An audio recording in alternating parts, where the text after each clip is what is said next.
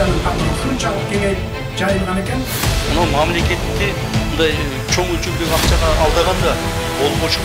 Коррупция менен айырышкан күрөш уламчыдат.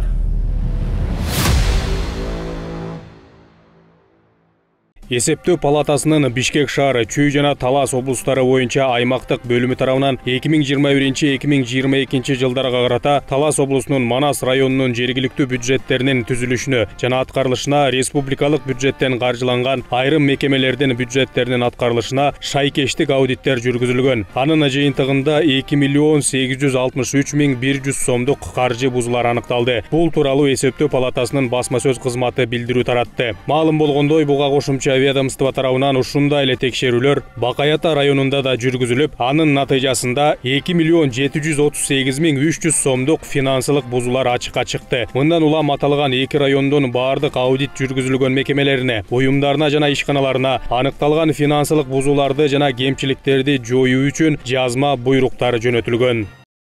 Коррупцияның тармағы шунчалык кеңейіп жайылған екен. Мына мамлекетте мындай чоң өлчөмдөгү акчага алдаганда болбошу. Коррупция менен айырышкан күрөш уламчыдат.